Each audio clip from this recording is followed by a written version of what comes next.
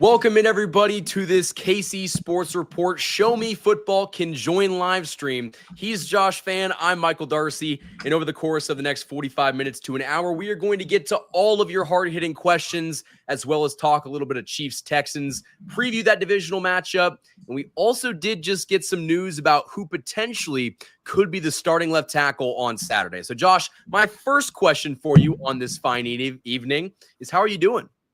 I'm doing great, Michael. I am absolutely stoked to talk even more about this game and some of the news that we got from today relevant to this matchup. And then, of course, we also have some mailbag questions from you guys, and we'll be able to answer some of your Chiefs-related questions all throughout the show. So for those of you that are already here, make sure you leave your comments and your questions down below, and we'll get to them in this episode. We'll answer all of your Chiefs questions. As Michael has always stated, we're going to try to make this as interactive as possible for you guys. So leave your Chiefs questions down below. We'll be sure to get to them. This is a time for us to chat Chiefs and everything related to that. So, yeah, let's get into it. Do you want to start off with some of these in the comments section, or do you want to get to some of the community tab stuff? We'll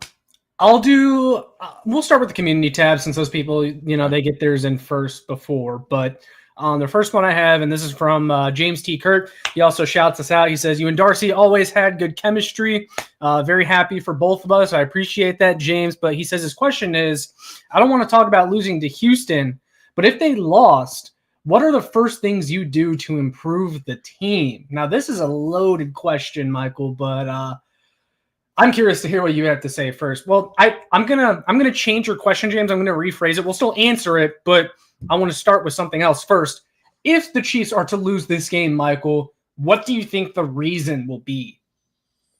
Oh, man. I mean, we've kind of talked about this a little bit. And again, this isn't a full-blown preview. We're still, it's Tuesday. Like, we have so many days to preview this game. But I feel like in order for the Chiefs to lose this game to the Texans, it would have to be an utter meltdown. I'm talking poor play calling, poor coaching. The guys come out completely rusty after this, giant 24-day break. I feel like it would have to be a situation where the Texans defense forces 3+ turnovers. And even then it might go to overtime, Josh. I mean, this is the kind of, game that it's going to end up being. It would take the Chiefs completely imploding offensively and defensively, them just forgetting how to play football. I feel like you'd have to lose a couple of big guys due to injury. And so I feel like when talking about if the Chiefs are going to lose this game, that hypothetical, it's a lot of what ifs, and the odds that it ends up happening. Listen, Josh, so much would have to go against them in order to lose this football game. Houston would have to play the best game they've played all season, and the Chiefs would probably have to play their worst game. Yeah, it would take what happened in that divisional round game in 2019 when the Chiefs won their first Super Bowl with this current regime where they went down 24-0. Because if something like that happens, I don't think this offense is nearly as good as the one in 2019 to where they could pull off a comeback like that. Now, their defense is very good, and the hope is their defense would never allow something like that to happen, right? But if they were to lose this game, I'll tell you what I think the reason would be. First of all, it's going to be Jalen Watson isn't 100% ready to play, and it's Najee Johnson out there and Joshua Williams, and that combination of cornerbacks lets up a big player too. I mean, we even saw it in the last game of the regular season versus the Denver Broncos. Najee Johnson was given an opportunity to prove himself against the Denver Broncos, and he got cooked. And on a team, and the biggest thing about that, Michael, to me, was that on a defense full of backups and third-string players, they still targeted Najee Johnson in particular, and it worked every single time. So that's something that you got to be aware of if you're the coaching staff. Secondly, the edge rush. If the Chiefs are to lose this game, it's going to be because the pass rush does not have enough on the edges to get home against the Texans' mediocre offensive line. And to answer James's question, what are the first things you do to improve the team? I think you have to revamp the pass rush again.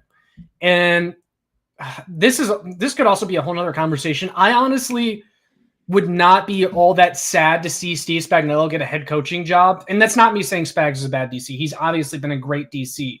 But we constantly talk about injecting new life and new philosophy into this coaching staff. And I think that would be welcomed on the defensive side of the ball as well. As everyone talks about Matt Nagy and the offense, like I'd be completely fine if the Chiefs brought in someone new at DC that has a different philosophy along the defensive line, because I tweeted this out last night during the Rams-Vikings playoff game. Look at the way that the Rams just never have a shortage of athletic pass rushers that can absolutely get after it. They sacked Sam Darnold like 6, 7, 8 times in that game. I can't even count. But they got guys like Jared Verse and Braden Fisk and Kobe Turner. I mean, just athletic freaks all along the defensive line. And I just wish that was an area in which the Chiefs would invest in the same way into their pass rush, because that's an area I could see them struggling if they were to lose this game. And for the record, because I already see comments coming in, I am not saying that the Chiefs are going to lose. This is all for the sake of answering James's question that I got in the community post. But that's my opinion. And one thing I do want to say is it's not that our pass rushers are the issue, but when you're going up against an offensive line with the Texans, that interior is so bad. If they cannot get to CJ Stroud, he could make some things happen. He's that good as a quarterback. Now, I will kind of push back a little bit. I want Steve Spagnuolo to stay. I think that while there isn't necessarily... And I'm not saying... I'll clarify, because I know people... I'm not saying I want him to leave. The best case scenario is that he stays. I'm just saying that I wouldn't shed a tear if he left, because it's just an opportunity to inject new life into the coaching staff, and I don't think that's a bad thing.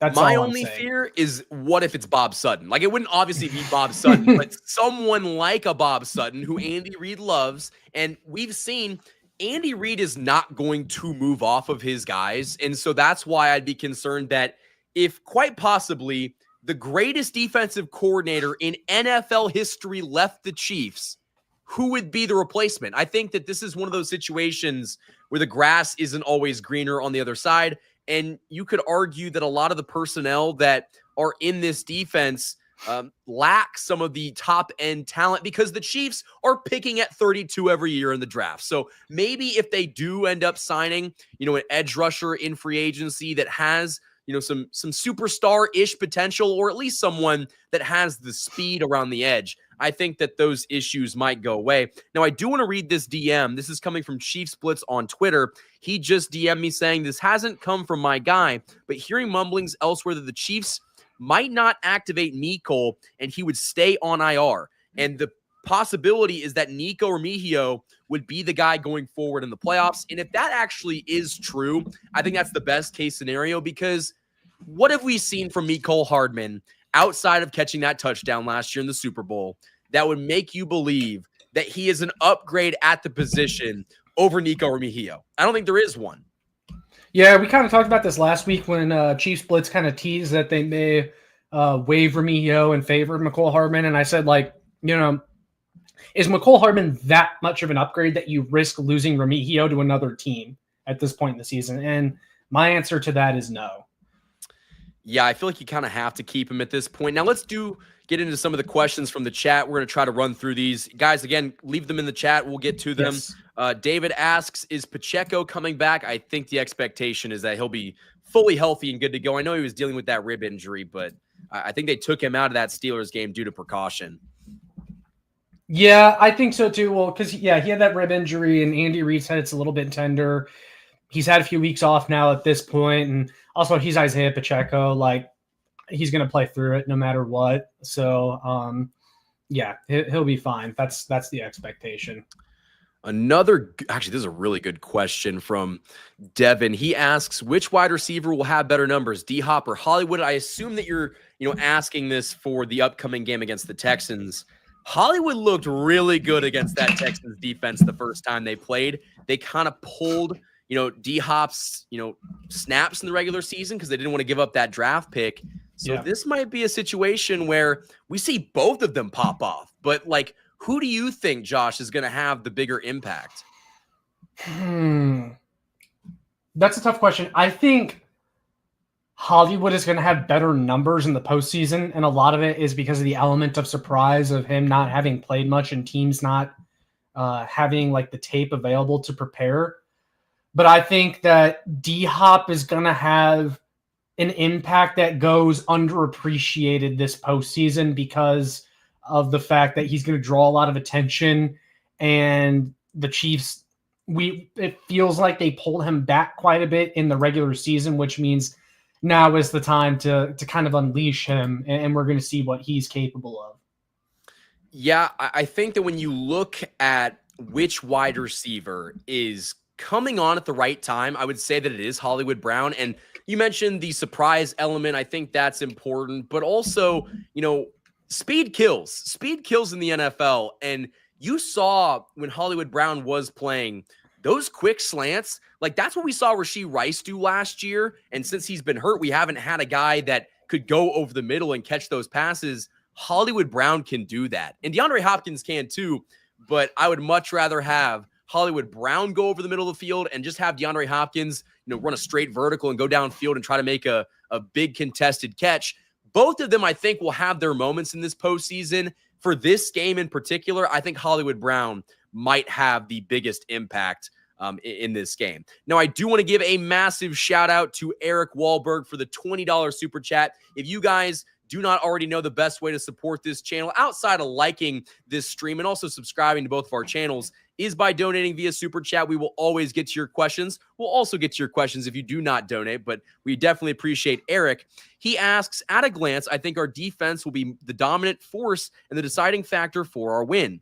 Andy has had so much time to prepare. No way our offense gets worked over. Chiefs win 35-17. What are your projections? Josh, I'm going to kick this one off to you. My projection, if you were to ask me right now. Early projection. I'll just say that. Early projection. I like his score prediction. And I like how he has the Chiefs just getting over 30 points, because that was a number that they barely hit all regular season, but it feels like now that they've had that time to prepare and that it's the postseason and this is the time where they typically flip that switch that they're going to look to score 30 points. And I think that's the magic number too. They've been able to win most of their games this season, scoring, 27, 28 points. If they can score 31, Eric, I feel great about their chances of winning this game. If they score 31 points, this game's over. I will just tell you that right now. I know the Texans scored 32 points in that, wild card round against the Chargers. It took a pick six. It took 4 interceptions by Justin Herbert. He got sacked 4 times. There were 5 tackles for loss. It would take a huge performance from that Texans defense for them to put up 30-plus points. You've seen the Texans offense every week since we played them. They've gotten worse. That game on Christmas, they played the Baltimore Ravens. They lost 31-2. This offense is really hurting without, Tank Dell and obviously Stephon Diggs. But, you take out Nico Collins, you're going to have a good chance to win. Well, something that we didn't talk about that happened today, the Texans out of nowhere decided to release Deontay Johnson, who was supposed to be their guy that filled in for the injured Tank Dell. They claimed him off of waivers thinking he was going to give them a boost. And now that's one less option that they have. Which, not to deviate completely, but Deontay Johnson, 4 teams in a year? He is someone that I don't know if he gets another shot in the NFL. He is a crybaby. He is someone that if he's not getting targets, if he's not getting looks, he's done. He is not a team player. I mean, he's had an opportunity to play for 2 playoff teams, and he's gotten cut from both of them. That is a bad look for Johnson, and I don't know if he gets to play again. Honestly, who's giving him a look? I'd still sign him to a futures deal for training camp. No. I still would. No, is not going to happen. And if it happens, listen, this is a kind of situation where how does he fit in the locker room? Like every other Chiefs player that they've picked up that has character issues. I mean, if it doesn't work, you cut him.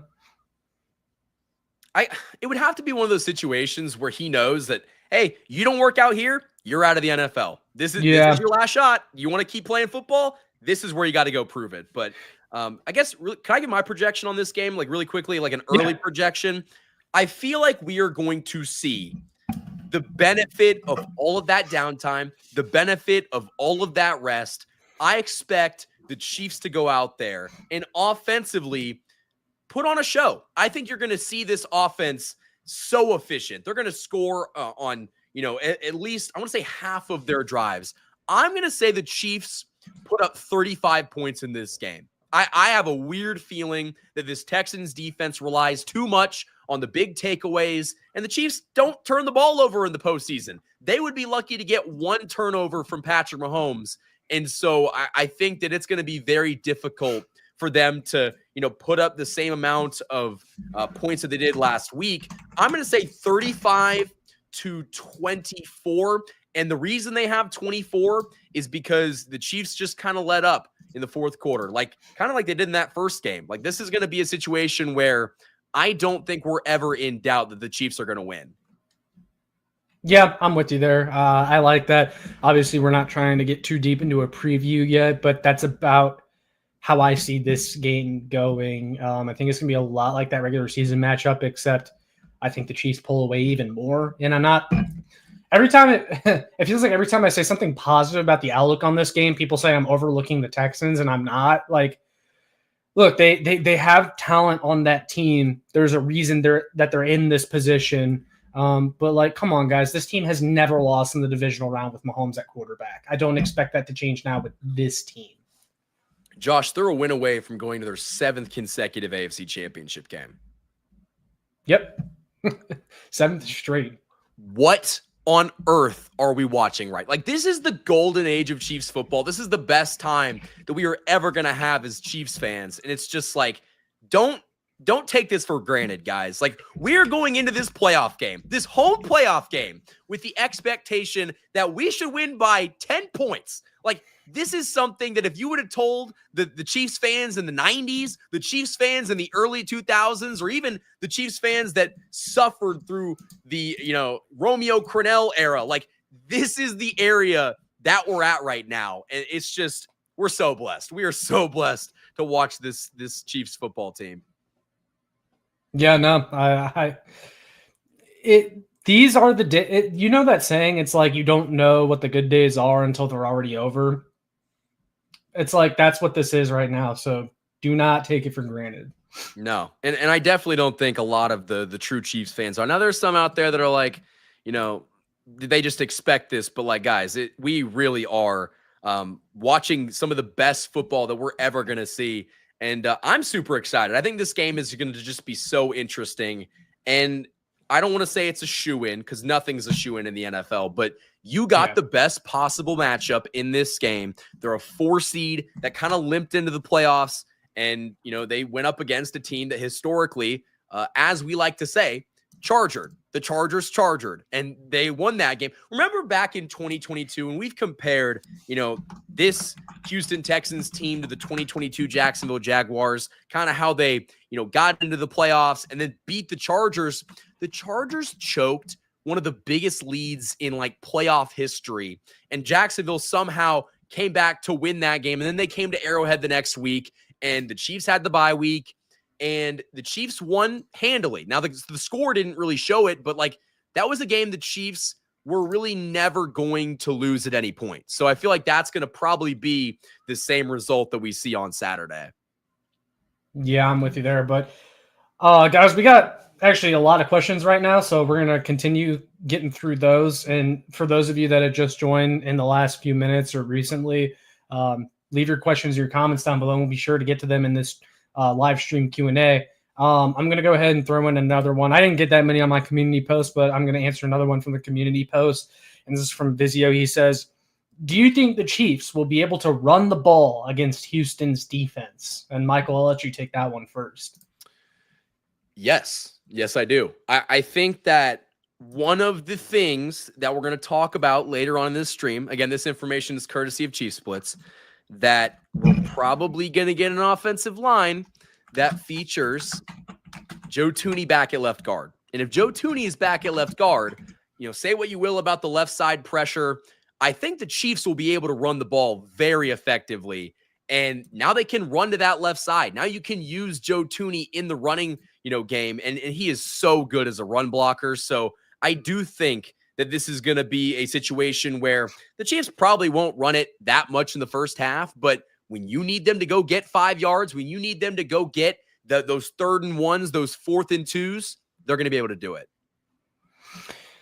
Yeah, and I think, this is why I put him in the thumbnail, but Kareem Hunt, He is hungry to succeed in his first postseason back with the Kansas City Chiefs. You know that he was upset when he got cut from here and he saw this team go on and win Super Bowls without him. He felt like he should have been a part of it. And like, this is his chance now. And he's getting to that age where running backs start to drop off. He may not get another opportunity after this. So I think, you're going to see him going 110% in the postseason, trying to make a positive impact and help this team win a Super Bowl because, man, he wants one. He never got one with this team, and he wants it bad.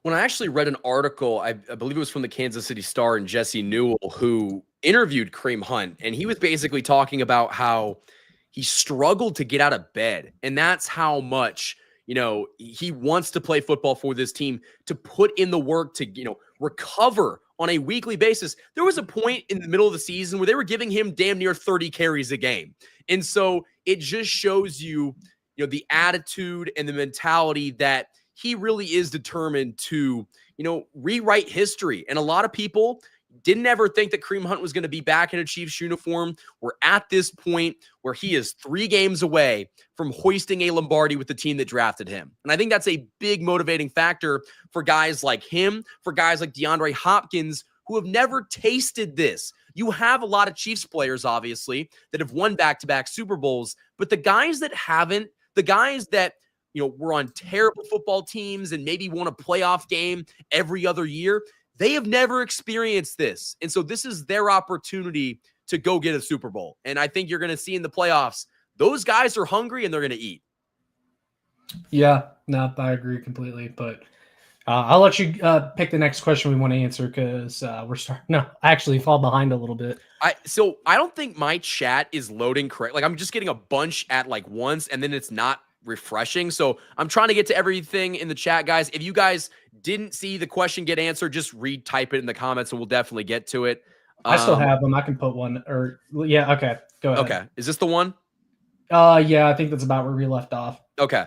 The Chiefs have Jalen back, no cap on D-Hop's usage, Hollywood Brown healthy, Worthy kicking into gear. They're going to go off. That's what I said. I mean, you're looking at an offense that is getting healthy at the perfect time. And Josh, I feel like the weapons the Chiefs had are way better than they were last year. And we saw this offense be perfectly fine in the playoffs. Oh, yeah. And I think, you're going to see DeAndre Hopkins take on the Rashee Rice role and kind of have a similar impact. And it felt like last postseason, that's all we had at the wide receiver position. But this time you have Xavier Worthy, you have Hollywood Brown. Now, obviously, the best case scenario would be a healthy Rashee Rice, which we're obviously not getting. That guy ate over the middle. I mean, it still makes me upset that we lost him so early because he was on track to have an incredible season.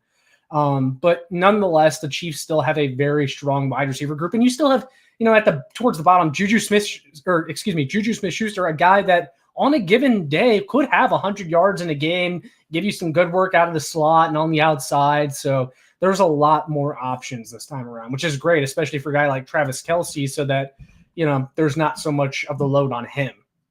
Well, that's assuming that, the Chiefs don't activate Mecole Hardman. Like Mecole Hardman is even someone that has success in the postseason. And he does have a fumble problem. I know Chiefs Blitz mentioned it earlier. He's got like 4 fumbles in the playoffs, but he is someone that is dangerous on any given play. So the Chiefs are going to have, Nico Remigio, significantly more offensive weapons in their bag to use. And, going into the playoffs against really good defenses in Baltimore, or I guess a defense that's been playing better, I like the Chiefs' chances a lot. But this next question from King Jamie the Matt, I made him a mod. Guys, like if you want a mod, obviously without abusing it, I would definitely take more mods on the channel because, sometimes we haven't had it recently. We've had some interesting stuff happen before. So yeah, I was watching that one that you did the other day, and it was like crazy, and you didn't even know what it was before you brought it up. And you're like, oh, okay. I was like, oh, we can't talk about that. But King Jamie asks, do people really think my guys forgot how to play football? I mean, we have the most seasoned playoff team in the game, and that's a fact. That is a fact, King Jamie. And one thing, I was listening to 96.5 The Fan, and Mitch Holtis was talking to Carrington Harrison about how the Chiefs that have won back-to-back Super Bowls, the Chiefs that have been on that team collectively with the 17-game season, have played the equivalent of an entire extra season. They've played like 58 games in the last 2 seasons, Josh. That is insane. Yeah, and I think that's the reason why you saw this team kind of play conservatively in the regular season, is because when you've played so deep into the months of January and February every single year, like eventually it adds up. And so they're trying to conserve that energy for this moment. Like, guys, this is all by design. This entire season was by design. All they were trying to do was get that 1 seed, and because it was very valuable to them, especially this year with the injuries too. Like, it became much more important the more that they started to lose guys. So they're going to cook, Josh. They're going to cook. They're not. Listen, the rest was a good thing, and you're going to see that in this game. Shout out, David. Appreciate you stopping by. Let's get to another super chat from our guy, Eric Wahlberg. He says, we all know the Chiefs have been to 6 consecutive AFC championship games, winning 4 AFC championship games, and winning 3 Super Bowls. The refs, no need to reply at length. Well, Eric, listen, I've gotten tired of defending the Chiefs on Twitter. I've gotten tired of saying that, guys, it's not the officials. The Chiefs are just better than your football team. I've gotten to the point, Josh, where I want to be the villain. If the refs are going to rig this for us, I hope they do. I would like to go down to New Orleans and talk about this team, 2 weeks from now. I don't care if they rig it at this point. I welcome it. yeah, I would love it. I've got the itch to go to the Super Bowl as well. I don't know how I would make it happen, but man, if they make it, I'm considering buying that plane ticket and going down there. It could be insane. I mean, listen, I don't care how it happens at this point, Eric, but we really appreciate the super chat. Shout out to you for balling out tonight on this live stream. Yes, and then appreciate it. Marlon asks, if Humphrey struggles early, do you think they go back to Tooney? Now, this is a fantastic question, because if you guys have seen some of the recent content that Josh and I have made, we've been talking about how we would rather have Joe Tooney probably start a left tackle just because he's played more games. He's shown that he is, healthier for longer. He's more consistent. And so I have a lot of questions on if DJ Humphries can stay healthy for an entire game. But I do think this is a situation, to answer your question, that if Humphries really struggles, like I'm talking 2 or 3 sacks right away, they might consider pulling him out of the game and putting Tooney at left tackle and then Caliendo at left guard. Yeah, I mean, sure, if he struggles, they can make the switch. That's the nice thing about it, right? Like, it's not like once your lineup is out there, you're locked into that for the rest of the game. Mm-hmm. And I mean, it wouldn't be the first time they've done it this season, but we'll see, man. I'm still skeptical about DJ Humphries starting at left tackle, just because he hasn't been there, and it just feels like, why put him out there in the biggest moment of the season when you have no idea what he's going to give you playing with Patrick Mahomes? That's the concerning part to me. But I mean, hey, we'll see what happens, and I'm sure Patrick Mahomes has a say in it as well. Yeah, I definitely think that Pat probably went to Andy and said, hey, I want to be protected. I want to have time to, find my receivers downfield. And he probably thinks that Humphries is the best, option for that. And maybe if you do give him the help with chipping with the running back or chipping with the tight end and kind of changing your blocking scheme, he will be the equivalent to Joe Tooney at left tackle. And if that's the case, then adding Tooney back at left guard makes this offensive line, 5 times better. But I think that the durability of Humphries is just a concern for both of us. And, there's no guarantee that he's going to make it through the entire game. So, if that doesn't happen, we could be in trouble. Let's see. I'm trying to get caught up, guys, with all the comments. I can, I was going to throw out, there you go. Yeah, you got it. You're on track. Lego My Ego asks, or I guess says, we all know the people who say the refs this, the refs that are just jealous. It's not their team winning any AFC championship game. Yes, Lego My Ego. If you have to bring up the refs, if you need to blame the refs for why you lost, team wasn't good enough. And it makes me very, very happy that so many, NFL teams just think the Chiefs have the refs in their back pocket. And then in the wild card round, you've got an official coming and patting Josh Allen on the back of the head saying, my bad, I missed that call. That is insane. That we've never seen that, Josh. Never seen that. Yeah, I kind of understand Patriots fans now when they always denied that they got help from the refs, although sometimes they still did, and sometimes we still do as well. Like, I can admit that, like, sometimes we get calls that go our way, and I'm like, I was a little iffy, but I'll take it, you know? Yeah. But at the end of the day, I don't think it's the reason that they win or lose. And look, people, when you have this much success, people are just going to hate. That's what it is.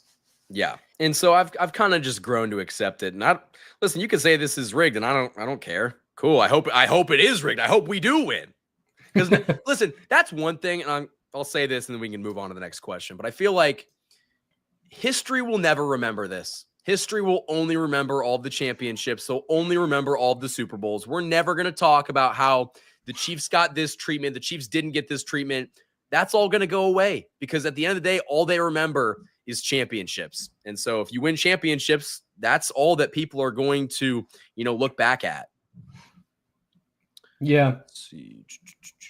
JCP asks, do you think they are going to redline Hopkins' usage given that he has no cap anymore? Josh, I'll let you start with that one.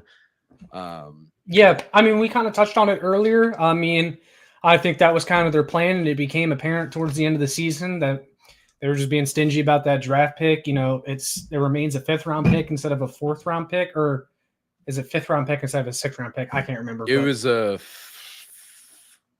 5th-round pick instead of a 4th-round pick. I thought so. But anyway, yeah, no, I mean, you're going to see them utilize D-Hop in a way that we didn't really see that much during the regular season, and it's going to be closer to what we saw in that game against the Buccaneers when D-Hop, it was like his first game. I know the Raiders was his first game. I've said this multiple times now, but that was on like 2 or 3 days of practice. He hardly knew any of the plays, but then we saw him in that I believe it was a primetime game. I can't remember if it was Monday, Thursday, or Sunday night. But it was a Monday night game.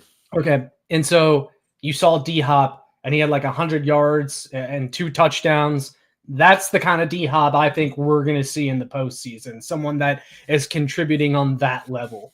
He is going to be a red zone threat. I don't know which game it's going to happen, but, dude, he is going to I'll call it right now. He's going to have multiple touchdowns in this playoff run. And I think it's going to be a situation where, Travis Kelce's guarded. Maybe Xavier Worthy's guarded in the flat. DeAndre Hopkins is open. That one-on-one matchup, they're going to take that every time. Like, he is going to feast in this playoffs, even if it's just in the red zone. I'm okay with that. Yep. No, I agree. So, Frank, I do want to give Frank some love. He's been commenting since the very beginning of the stream. He said, in December, the Texans were going blow for blow with KC until Tank got hurt. You remember? I do remember. But I also remember that the Chiefs were winning, I think, when Tank Dell got hurt. Maybe I'm mistaken. But the Chiefs were they by a touchdown? Or am I just... They were up they were in control of the game from essentially beginning to end. The Texans may have had the lead very quickly. I can't remember off the top of my head. But, like, here's the thing, Frank.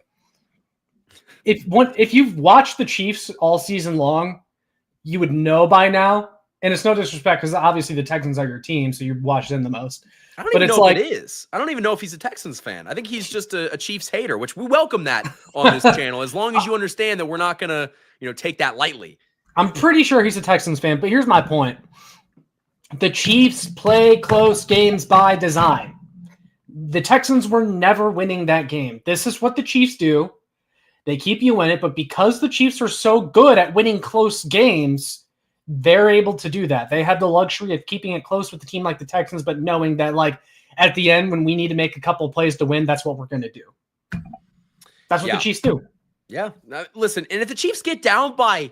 Like, if they were down in this Houston game, it was not by much. It might have been by, like, a field goal. I don't remember off the top of my head, but, like, this was never a game that I was like, oh, man, the Chiefs might lose it. Like, even if they go down, they're going to come roaring back. It's just what they do. Like, come on. Come on now. I am really far back. I'm going to try to catch up a little bit. Oh, man, I'm really far. My computer just completely... Here, I can take the questions from here. Okay. Because I still have them all. So that was Frank. And then that's just a comment from Tracy. Thank you, Tracy. Let's see. Trying to find the next question. We have another comment though, and Yuck Futu, baby. He says, "I don't think Humphreys will struggle. I think Andy Reid will have help for him. Might be why Reid didn't give Kingsley much help. Didn't want help plays on tape." That makes a lot of sense because also that's something. It's not just the Kingsley thing. Like even when Humphrey struggled and Wanya Morris struggled, it felt like Reid never sent chip help out there. So you make a very good point there, Yuck, about them not wanting to put that on tape. Something about you saying you make a really good point about that, Yuck. That was good. But let me see. I feel like to answer the question, Kingsley just didn't produce. He was someone that they had really high hopes for, really high expectations. Like they expected him to be the starting left tackle. He won that job out of training camp, which might have been because he was a second-round draft pick. And maybe our edge. I'm going to say something that you don't like, Michael, and a lot of people in the comments aren't going to like. Maybe they thought that because he was going up against the Chiefs' slow edge rushers in practice every day. I was going to say it, but I mean, when you're going up against Malik Herring, maybe you can look all right. But, and Mike Dana and George. I'm sure George got him a couple times, but like you get my point. It's different when you're going up against a guy like Trey Hendrickson. And Trey Hendrickson, man, did he have 4-something sacks in that game? Like he had like 17 and a half sacks this season. He was a monster this year. He was crazy. But yeah, I feel like Kingsley could be a really good guard at this level. But like, I don't know about you, Josh. I feel like I'm kind of out on him as a tackle. And if he is a tackle, I don't think he can play left tackle. Man, that's tough. I just have always operated under the notion that rookie left tackles struggle. I'm not going to completely shut the door on him being a left tackle eventually, because he obviously has the size and he has the athletic traits to be a left tackle, but it takes time to develop these guys, but the Chiefs are not in a position to develop. They're in a position to win now, and Kingsley was not the best win now option at left tackle, unfortunately. And one thing that like I'm super excited to get to the offseason to talk about is there is a lot of positions that going into free agency, going into the draft, they need to address. Like you need to find a left tackle, and it can't be in the draft. I mean, unless you're picking top 15, which is where all of the good left tackles go, they're not going to find one in the draft. Like finding a really good left tackle outside of the top 20 is nearly impossible. Like the only one that I can think of is Orlando Brown, and we saw Orlando Brown. He's just mediocre. Like he's not a great tackle. He's not elite. Like the Joe Alts of the world, like you're not going to get those at 32. You've got to be picking in the top 10. In that case, the top 5. So it's just like, I don't know what they do, Josh. I feel like they have to go get someone in free agency and maybe trade for some. I mean, they have got to figure out what they got. The problem though is this free agent left tackle class is extremely weak. So it's either you have to nab the best free agent possible on like day one of free agency, or you have to make a serious effort to trade up in the first round, because the rumor was they tried that with Amarius Mims. They really liked Amarius Mims from Georgia, ended up going to the Steelers. And I believe he went to the Steelers, but he's done really well over there. That was a guy that the Chiefs wanted, but it's just like, it's hard when you're picking at 32 every single year. And I feel like that's, something that we don't talk about enough. Like the Chiefs, for being at the end of the first round, the back-to-back years, they've put together some really good draft classes. Like that 2022 draft class, dude, we're going to be talking about that for a long time. And so I do think that like going forward, they're going to have to nail on a lot of those picks, which, even if you nail on like one or two, but you're seeing from this past draft class, Xavier Worthy. You're also seeing, Jaden Hicks has looked really good at safety. Like they hit on a couple of those picks, probably just not enough. It's real. It's been a couple of the first and second round picks as of recently that have kind of killed them and set them back. Like, can you imagine how different the conversation is if FAU or Sky Moore were just slightly above average players at their position? And we just have not gotten that so far from those types of guys.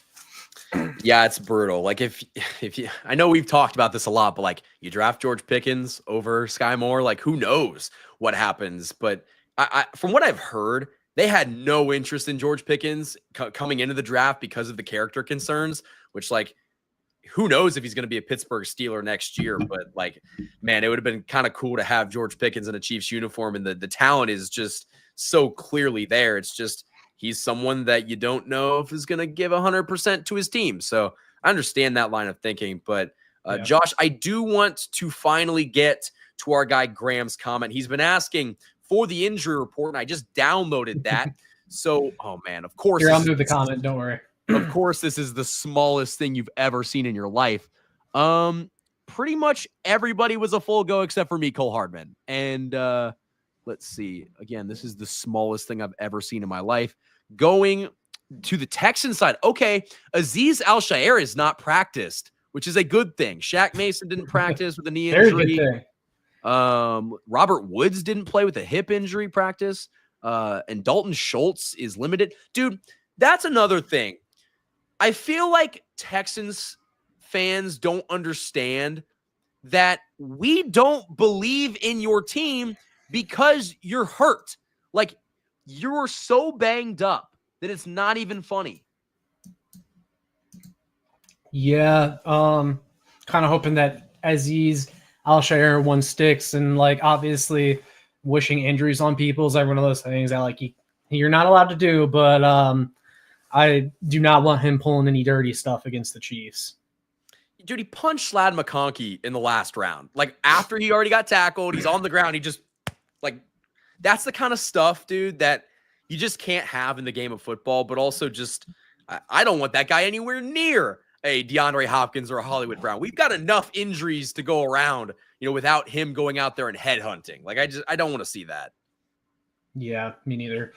So next comment we got, or question from Lavelle Robinson. He asks, when and if we get past the Texans, with the way Josh Allen and Lamar is playing, do you guys think we get past either of them? Michael, I'll let you have at it first. Lavelle, I'm glad you asked.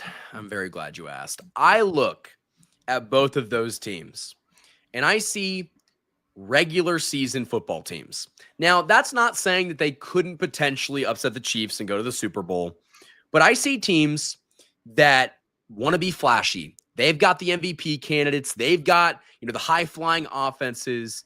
And we seem to forget that the mantra defense wins championships oftentimes reigns true. The Chiefs did not win a Super Bowl until they got a solid defense. And I do not think the Buffalo Bills have a very good defense. I think that Baltimore can go into Buffalo, exploit that matchup. They might run for 400 yards on the ground in that game. Like, it could get ugly just by how much they run the football. That's going to be the game of the week, though. Expect a very close matchup. But to answer the question, we could absolutely get past both of them. Like, we've beaten one of them this season. I don't care about the whole toenail away. I don't care. That's football. But Buffalo is a team that, you know, picking the matchup, I would rather play Baltimore. I really would. Yeah, me too. I just, you know, Josh Allen is the one quarterback in the AFC that I think is capable of outplaying Mahomes in a playoff game. And I've said that before. I don't trust Lamar. Lamar has not given me a reason to trust him to this point. So why would that change now? I would much rather take the Ravens. And you also beat the Ravens earlier this year. Yes, it was early in the season, but like you beat them, whereas you lost to the Bills by multiple scores. Now I'd still be confident in the Chiefs versus the Bills, because it always feels like the Chiefs get the Bills the next time around when the game actually matters. But either way, like, I'm confident in the Chiefs.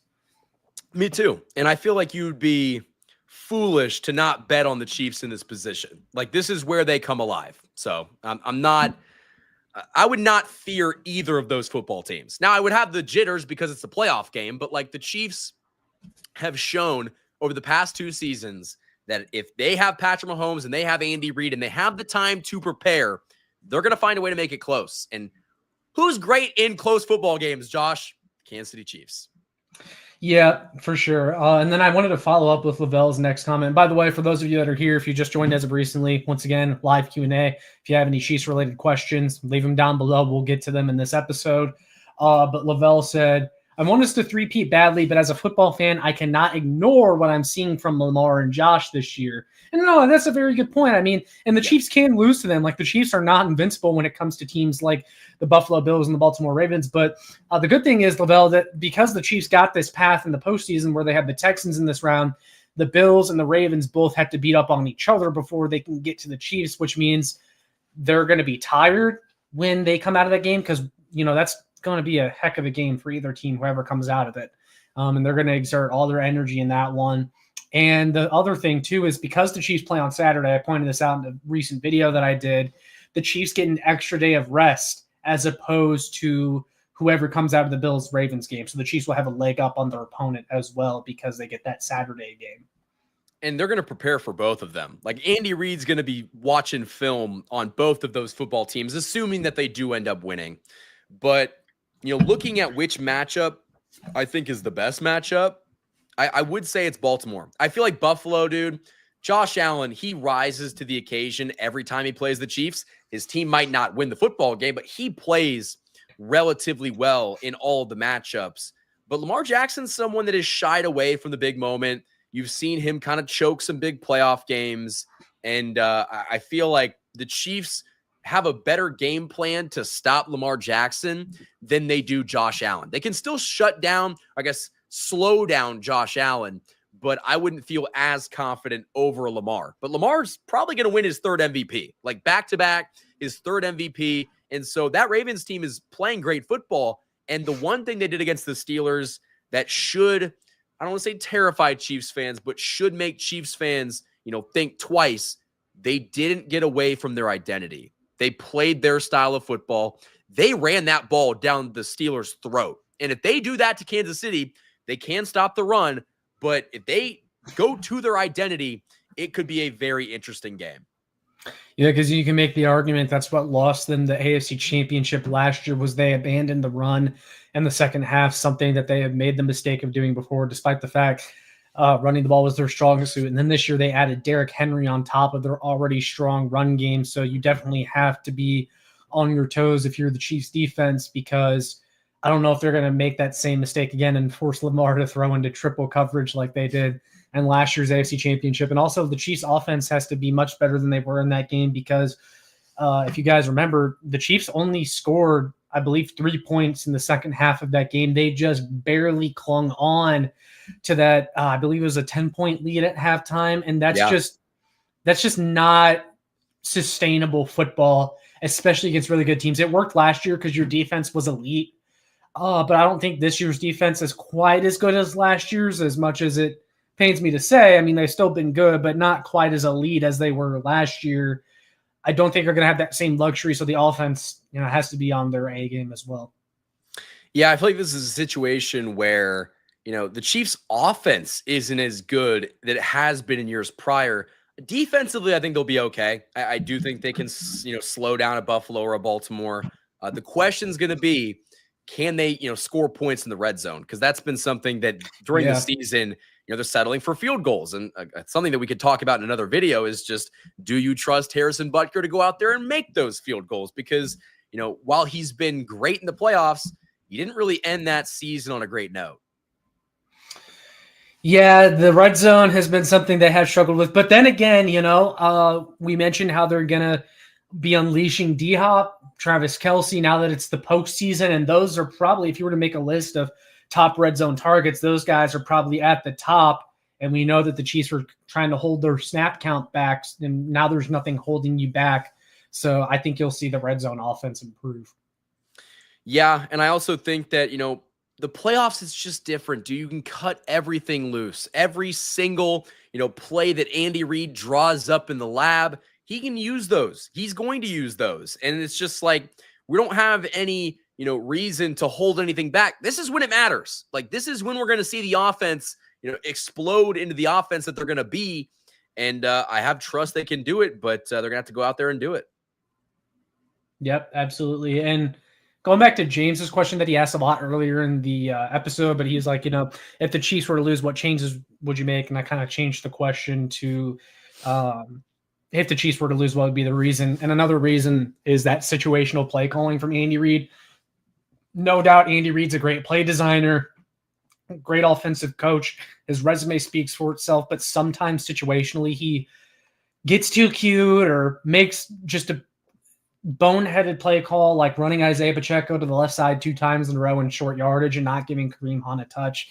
It's that type of stuff that I really hope Andy Reid cleans up this postseason. Yeah, that's going to be important. And it's just like you could win, but why make it harder when, it's already hard enough to win in the playoffs? So just, you got to go out there and take care of business. And I think the Chiefs, have that mindset. It's just, I feel like all year, Josh, we've been waiting for this moment. And now that we're here, it's just like, this is when the actual football starts. This is when we can, sit on our couch and root on this Chiefs team, because we know, Josh, they're 3 games away from winning a Super Bowl. Like 3 games away. And you could probably, not pencil it in, but you can assume they're going to win on Saturday. You can, say hypothetically they win on Saturday. 2 games away. 2 games away. Do you trust the Chiefs to win 2 games? They won 15 games during the regular season. 15. And one of their losses came in a game where they didn't care. Yeah. They would have gone 16-1. They could have legitimately gone 17-0. Honestly, if the play calling was better and Josh Allen didn't, if they wanted to, like I don't think they wanted to go 17-0. I don't think most of us wanted them to go 17-0 because you just don't want that. You don't want those expectations when you get to the playoffs of like, oh, can they go undefeated? Like that's never something we wanted hanging over this team. We wanted to keep it a little more low key than that. So, yeah, I mean, they won almost every single game, and one of the games they lost was a game in which they literally told you they did not care. Josh, can I ask you a question really quickly? Yeah.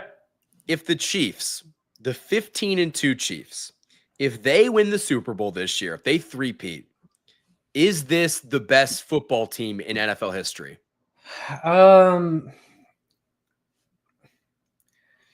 No, in my opinion, it's not. Even if they win the Super Bowl, I don't think it's the best team in history.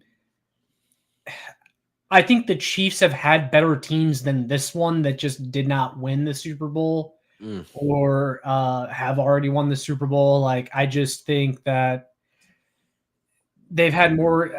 Because even though I think they will flip a switch offensively this postseason, we can admit that, I mean, this has been the worst year of Patrick Mahomes' career. Like, they've had. Yeah. It will not be the best team ever. I think there's been better Chiefs teams that just did not have as good a record or did not win the Super Bowl. But I mean, look, you win 3 in a row. You can talk about this being the best run in NFL history, the best dynasty in NFL history. Absolutely. Well, here's the thing, Josh. Like, hypothetically speaking, let's say they end up three-peating. That means that you would have, 4 championships in 6 years. Four Super Bowls in a 6-year span. That is something that probably will never be done again. And then let's just say they end up losing next year in a divisional or an AFC championship game. You don't think that they're going to come back the next year and have a really good shot at maybe going to win the whole thing again? Like, then you're at 4 or 5 Super Bowls in 8 years. Like, at a certain point, Josh, this team is capable of cementing their names in the record books this year. But I'm also looking at the future. The AFC is a tough conference. You've got quarterbacks like Josh Allen and Lamar Jackson, and eventually they're going to break through. That's just the harsh reality. Eventually, they will probably find a way to get to the Super Bowl and win one, but it doesn't have to be now. It doesn't have to be next year. Like, it took Peyton Manning a long time to slay the dragon of Tom Brady. And right now, Patrick Mahomes is that dragon. Yeah, and I've always said too, like once they won that second one in 2022, like once you win multiple, because like the question after you win one is, can you win multiple? And it feels like that's like another weight you have to get lifted off your shoulders. But once they did that, it's like, okay, now succeeding in the postseason, winning Super Bowls has become routine to this team. And so the sky is the limit for them. Well, and that's why, not to predict the Super Bowl matchup or anything like that, but the Chiefs have more playoff experience than any one of these football teams. The guys on the Chiefs have played in more playoff games. They've won those playoff games. We're talking high leverage moments. We're talking AFC championship games, Super Bowls, and they have found a way to prevail. They have found a way to win those, matchups. And that's something that Buffalo can't say. That's something that Baltimore definitely can't say. And so experience matters, and you're going to see in this playoffs that experience truly does matter. And right now, the Texans have no playoff experience. It's basically, Joe Mixon, and then, CJ Stroud has a playoff win. I guess 2 playoff wins now. Yeah, I want to get to some comments as well since we got a couple more, or questions, I should say. This one comes from Chief on my channel. He says, will Mizzou win tonight against Florida? If I'm a betting man, I'd say no. Florida's really good. But Mizzou can still make the tournament even if they don't win this game. Like, this is a game they're not expected to win. So kind of like playing with house money tonight. We'll see what happens. SEC is a very tough league this year in basketball. The worst team is South Carolina, and they're like 12-3. So, yeah, we'll see what happens. I think you need 8 or 9 conference wins to have a good chance to get in the tournament, but we'll see what happens. That's my prediction for tonight, though. You are very early on into conference play, though. Like, SEC had a lot of good non-con wins, but like, we'll see what ends up happening. When KU lost that game to Mizzou, I was pissed, but that's. You got Auburn, who's one of the best teams, if not the best team in the country. You got Alabama, who's a juggernaut. Kentucky is still Kentucky, even with a new coach. LSU is a good team. Even Vandy, like Vandy has typically not been very good in basketball, but like they can beat you on the right day this year. Like, it's a very deep league. But we'll get back to the Chiefs talk because we got another question from Lavelle, and he asks, if we pull off this three-peat, where does Mahomes rank all time after? Personally, he's already the best quarterback I've ever seen, and I've watched Brady's entire career. And Michael, I know, we try our best not to sound like complete homers, but like, the conversation after Mahomes won the first Super Bowl was like, he doesn't have to win as many as Brady to be considered better. If he can get to 4 or 5, you can make the argument that he's better than Brady. And like, if you look at his stats to this point, if you compare is this his 7th year in the league or 8th year in the league? If you compare the first 7 or 8 years of Mahomes' career to the first 7 or 8 years of Brady's career, Mahomes, his numbers already blow Brady's out of the water. And if he wins this Super Bowl, like, he's not that far off from Brady in Super Bowls. Like, and here's the other thing too. After Brady won, what was it, his 2nd or his 3rd? He didn't win one for like another 10 years. So like I'm pretty sure. Yeah, so any Super Bowls that Mahomes wins now or between now and like the next 10 years, he'll already be on a better pace than Brady. Now that's assuming that Mahomes plays till he's 45 like Brady, which, is not a given, but I do think Mahomes will still age very well in this league. So, dude, when talking about the GOAT, I mean, me being the homer that I am, he's already the best quarterback that I've ever seen play this sport. And I feel like watching that Super Bowl last year when everyone counted us out and everyone thought that they were just going to roll over and, let San Francisco get one, that team scratched and they clawed and they found a way to get it done. And Patrick Mahomes was the reason why. Like, you could not have won that Super Bowl last year with all of the wide receiver issues and all of the inconsistencies without Patrick Mahomes. And you've seen in the Super Bowls that the Chiefs have won, he's the one that's making the game-breaking plays. So I feel like, at the end of Patrick Mahomes' career, if he three-peats, I don't care if he doesn't win another ring at the end of this, year. He is, in my opinion, the greatest quarterback that we've ever seen. We're going to talk about this three-peat, if he can pull this off, for the rest of his career. And he could three-peat, Josh, before he turns 30. Before he turns 30. It might be a Michael Jordan situation where he takes a year off after this next year, and then he three-peats again. Wow, really? No, I don't know about that. Probably not. But I think I think he'll get more. Like, if he wins it this year, he's got 4 before 30. Let's be conservative and say he wins 2 over the next 12 years. I feel like that's, if you were to bet that right now, if you were to go to my friends over at the Hollywood Casino at Kansas Speedway and put a futures bet down for if it would be possible for the Chiefs to win 2 Super Bowls in the next 12 years, who is not taking that bet? Would you take that bet? Yeah, I'd take that bet. And if I did take that bet, that would mean that Mahomes has 6 at the end of his career, which would put him 1 shy of Brady. But again, I don't think he needs to win the same amount or more to be considered better than Brady. I mean, I think a lot of people, if the numbers again are there and his career numbers blow Brady's out of the water and he has that three-peat under his belt and has 6 total, like, I think you can consider him better. Josh, I feel like you could almost consider him better after he wins this one because think about it. It is so hard to win in the NFL. And we're also assuming that he plays another decade. Even if he doesn't win another Super Bowl after this year, like, he's going to play for another decade. He's going to rack up all the stats. He'll probably win a couple more MVPs just for good measure. And so he's got, what, 4 Super Bowl MVPs and let's say 4 league MVPs just for good measure. Like, that is a guy that if you want to put his resume up against anyone else's, I feel like it's kind of like the LeBron Jordan debate. Like, it kind of is. You got longevity versus just straight dominance. Yeah, also I see this comment down here from Anthony. He says he's not catching Brady's stats. Anthony, he's already on pace to blow Brady's numbers out of the water. If you mean Super Bowls, then okay. You can make the case that like it might be difficult for Mahomes to reach Brady in Super Bowls, but his numbers are already on track to be much better than Brady's. That's not a debate. Yeah, no, he's absolutely on pace. And I will say, guys, Eddie Rose, hold on. Eddie Rose just had breaking news for me. I didn't see this yet. Damon Wilson transferred to Mizzou. The former 5-star defensive end from Georgia and the transfer portal number 2 defensive end is now a Missouri Tiger. Thank you, Eddie Rose, for breaking that news to me on this show. I was waiting for that news. That is awesome. But anyway, Michael, continue. Man. What was I saying? What were we talking about? No idea. Yeah. I just saw Eddie's comment and I'm like, oh my God. Chiefs are going to three-peat. That's all I got to say. That's here's what I was going to say. Guys, we probably only have around 5 to 10 more minutes of this live stream. So get those comments, get those questions in the comment section below. We'll get to all of them while we still can. But after this live stream, I'm not done working. I'll be over at the AFC West Roundtable talking to my boys Graf and Ben and Jake. And the Chargers and the Broncos both lost in Wildcard Weekend. So if you want to watch me give shit to AFC West fans for the entire hour, go over to the AFC West Roundtable. There's a link to that in the description. And guys, this is our time to gloat. The Chiefs are in the divisional round. The Broncos and the Chargers both lost. This is perfect. This is the best time to be a Chiefs fan when the Broncos and the Chargers both lost.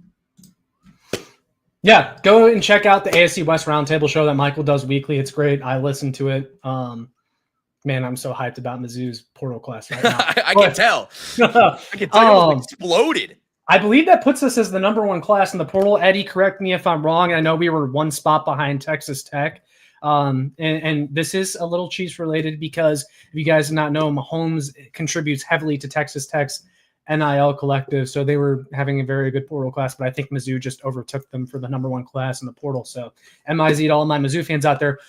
Michael, since the questions have kind of slowed down and we only have a few minutes left, I did want to ask you about the NFC side of things, since that's something we haven't discussed much. But what did you think of the Rams-Vikings game last night? The Rams dominating the Vikings. I did not quite expect that. Do you give LA a chance to upset the Eagles next week?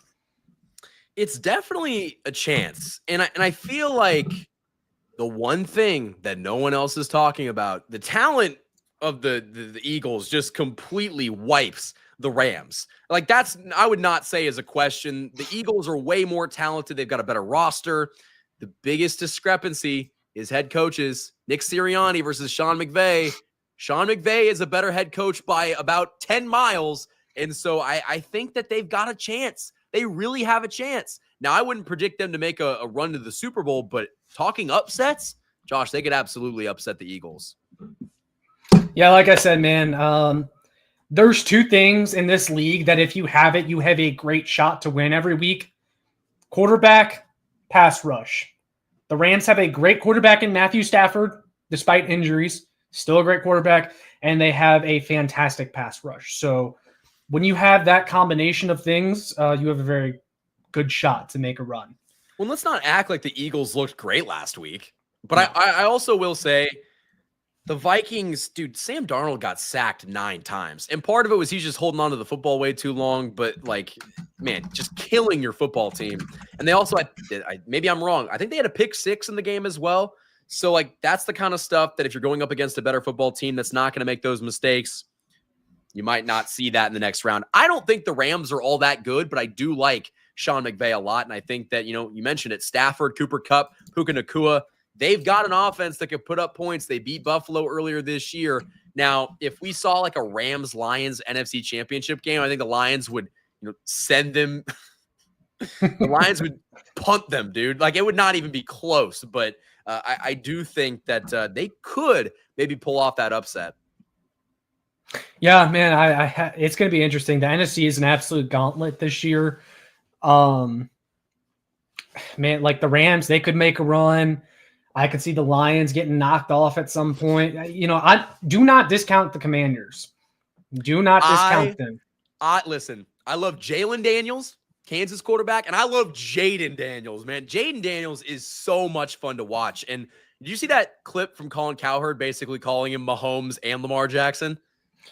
I did not, but here's the thing about Jaden Daniels, and Michael, you may not know this, but he almost came to Mizzou, but ended up committing to LSU at like the last minute. And that will always haunt me because if we had him last year and the year before, Mizzou are the national champs in 2023, and they had their first Heisman winner in program history and a first-round draft pick. But well, Josh, I've always been a fan. I'll tell you this: Jamar Chase committed to Kansas for about a day, and then once he found out that there were better options out there, his ass was gone. But Jamar Chase was the Kansas Jayhawk commit for about 24 hours. So that's just sometimes how it works in college football. But yeah, no, Jude, Jaden Daniels is so good. That team overall, man, that culture, it just goes to show you once you get rid of the trash, once you get rid of bad ownership, dude, you can win. And that's what the Commanders have done this year, man. They won 12. Did they win 12 games in the regular season? Yep, they went 12-5. And they didn't win their division. Like, they're going to win their division next year. That's how good they are. Yeah, because Luther Burden, who is the Missouri wide receiver, obviously, in this draft, that's likely going to be a first-round pick. He almost played with Jaden Daniels in college. I'm pretty sure Luther Burden was there when on his visit when he came. And they're friends, and I see them tweeting at each other, commenting on each other's Instagrams about playing at the next level. I could see that being a draft pick that Washington makes, that Jaden Daniels to Luther Burden connection. I'd be cool with that. That'd be fun. That would be insane, too. Like, I think Burden's draft stock kind of fell a little bit this season. It definitely did, mostly because of quarterback play, and I think that people are stupidly sinking him in mock drafts, and he's going to end up somewhere where they probably do not deserve him, but they're going to luck into him. Like, I'll tell you, like, if he for some reason falls into the 20s or something like that, the Chiefs should trade up and run to the podium. Dude, I'm so excited for mock draft season. Like, we're going to do that all off season long. And if you guys continue to like these live streams, these live stream Q&As, hit the like button on this stream, but also tell us, because we might do a lot of like live mock drafts in the off season and go over lots of them. I'm talking like maybe 2 or 3 a week. It might get that desperate in the middle of the off season before the draft. Like, the Chiefs could go get this guy and this guy. I mean, the middle rounds for position players, it's going to be very interesting because, like, and listen, Kansas football has not had a lot of very good draftable players over the past couple of years, except for Dom Pooney. Dom Pooney has been a stud for the 49ers. I was a teammate of his in high school. Francis Howell Central represent. We were teammates in high school. Let that be known. Listen, Josh, basically in the NFL. That's what he just said. No, Dom Pooney's been great. Devin Neal is going to make a football team very happy, and Kobe Bryant as well. Like, listen, Kobe Bryant in the later rounds could be cornerback 2, cornerback 3. I'd love it. I would love if they drafted Devin Neal in like the 4th or 5th round, and I'm hoping he lasts that long. Devin Neal is legitimately I might get a lot of shit for this, and this is ultimate homer right here. He's better than Cam Scattlebo. Well, Cam Scatterbo is a good college player, but he doesn't have the athleticism for the next level or the size. He's another CEH. But Devin Neal, while small, actually has the explosiveness and the athleticism. At least that's what I see. Now I'm going to be curious to see what his athletic testing looks like in the offseason. But Devin Neal is a much better NFL prospect than Scatterbo.